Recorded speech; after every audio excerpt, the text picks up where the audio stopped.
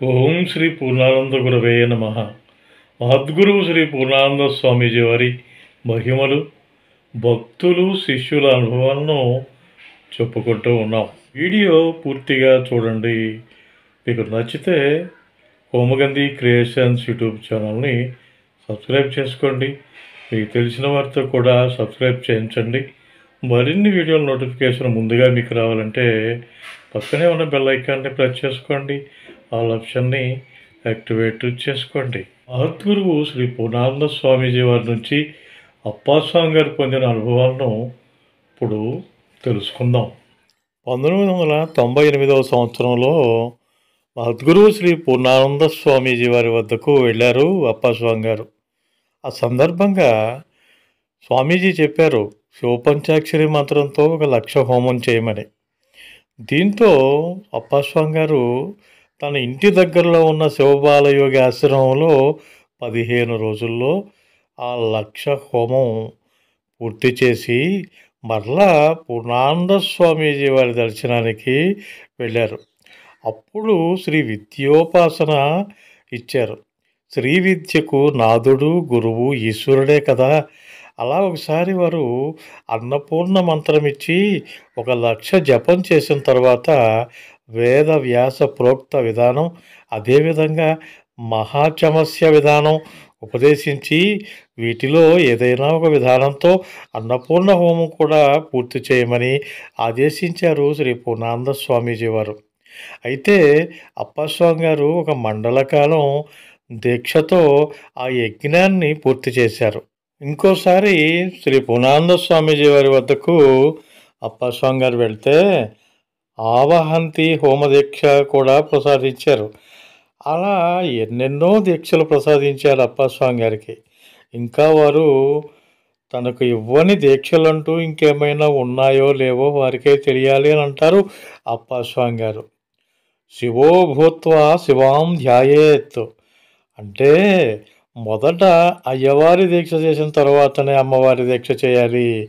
అమ్మవారు అప్పుడే పలుకుతుంది అని స్వామీజీ బోధించారు. అందుకే కావచ్చునేమో స్వామీజీ వారు 3-4 సంవత్సరాలు రకరకాల ఈశ్వరోపాసనలు ఇచ్చిన తర్వాత అమ్మవారి ఉపాసనను అప్పాస్వామి గారికి ప్రసాదించారు. ఒకసారి శివోపాసన ప్రసాదించి అప్పాస్వామి గారితో అన్నారు, నిన్ను ముట్టుకుంటే అమ్మవారు పలుకుతారు అని చెప్పేసి. శ్రీ పూర్ణానంద స్వామి వారి ఉపాసనా తత్వం యొక్క తీరు అప్పుడప్పుడు వారు చెప్పిన మాటలను బట్టి చూస్తే వారు సృష్టికారకులైన సాక్షాత్తు అర్ధనారీశ్వరులేనని చెప్పడంలో ఎలాంటి సందేహము లేదంటారు అప్పాస్వామి గారు. భక్తుల అనుభవాలు కూడా అదేవిధంగా నిరూపిస్తున్నాయి. ప్రతి భక్తుడు ఎవరి ప్రాప్తాన్ని బట్టి వారు శ్రీ పూర్ణానంద స్వామివారిని వివిధ దేవతా రూపాల్లో దర్శించి ఉన్నారు. అయితే శ్రీ పూర్ణానంద స్వామివారి స్వస్వరూపం దర్శించిన వారు ఎవరైనా ఉన్నట్లు అనిపించడం లేదంటారు అప్పాస్వామి గారు.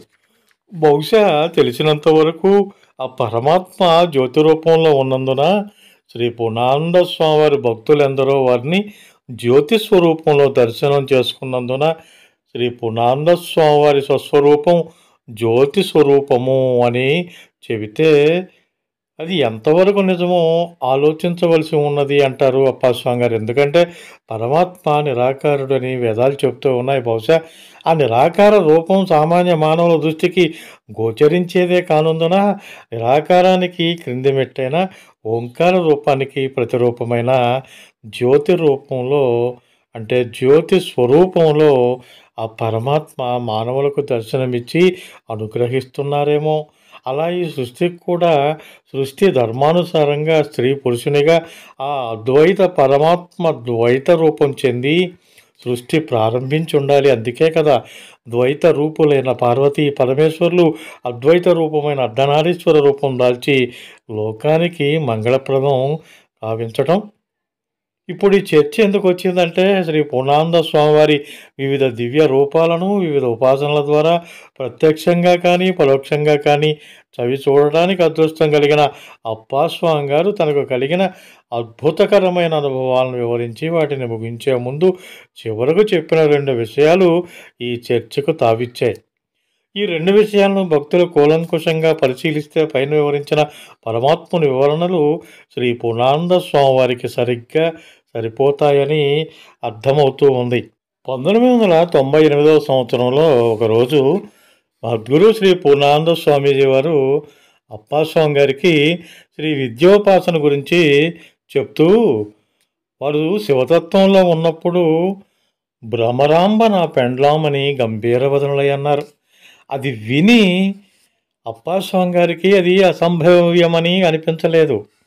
ఎందుకంటే స్వామివారి మహత్యాన్ని చవి చూసే అవకాశం అప్పటికే ఆయనకి కలిగింది. అది విని అప్పాస్వామి గారు మౌనంగా కూర్చున్నారు. ఆ తర్వాత ఒక వారంలోనే వారు మరొకసారి, నేను శ్రీమాత పాదాల నుండి వచ్చాను, మళ్ళీ తిరిగి మేము ఆ పాదాల్లోకి వెళ్ళిపోతాము అని కూడా చెప్పారు. అప్పుడు కూడా అప్పాస్వామి గారికి అది అసంభవ్యమని అనిపించలేదు. ఎందుకంటే శ్రీ పూర్ణానంద స్వామి వారు సర్వశక్తి సంపన్నులే కదా. గుడ్డివాళ్ళు ఏనుగును చూసిన కథలాగా ఎవరి భావానికి అనుగుణంగా వాళ్ళు శ్రీ పూర్ణానంద స్వామీజీ వారి గురించి వర్ణిస్తున్నారే తప్ప, మాయా మానుషులైన స్వామి శ్రీ పూర్ణానందుల వారు ఎవరని ఖచ్చితంగా ఎవరు చెప్పలేకపోతున్నారు. అయితే ఒకటి, వారిలో పరమాత్మ యొక్క గుణగణాలన్నీ కలిగి ఉన్నాయని అందరూ ఒప్పుకుంటున్న నగ్న సత్యమే. చివరకు సర్వజ్ఞులైన శ్రీ పూర్ణానంద స్వామివారు సుమారు 30 సంవత్సరాల ముందు కృష్ణశంకర్ గారికి చూపిన ఒక మనోహర దివ్య దృశ్యం సాధనాబలులైన అప్పాస్వామి గారిని నిమిత్తంగా పెట్టుకుని ఎలా సాక్షాత్కరింపచేశారో అందుకు సాక్ష్యం వహించిన నందికొట్కూరు వెంకట్రామరాజు గారి వద్ద ఉన్న సమాచారాన్ని తదుపరి భాగంలో తెలుసుకుందాం. శ్రీ పూర్ణానంద అనుగ్రహ ప్రాప్తిరస్తు. మీకు ఈ వీడియో నచ్చితే లైక్ చేయండి, షేర్ చేయండి, కామెంట్ చేయండి. హోమగంధి క్రియేషన్స్ యూట్యూబ్ ఛానల్ని సబ్స్క్రైబ్ చేసుకోండి. ఇంకా మీకు తెలిసిన వారితో కూడా సబ్స్క్రైబ్ చేయించండి. మరిన్ని వీడియోల నోటిఫికేషన్ ముందుగా మీకు రావాలంటే పక్కనే ఉన్న బెల్ ఐకాన్ని ప్రెస్ చేసుకోండి. ఆల్ ఆప్షన్ని యాక్టివేట్ చేసుకోండి.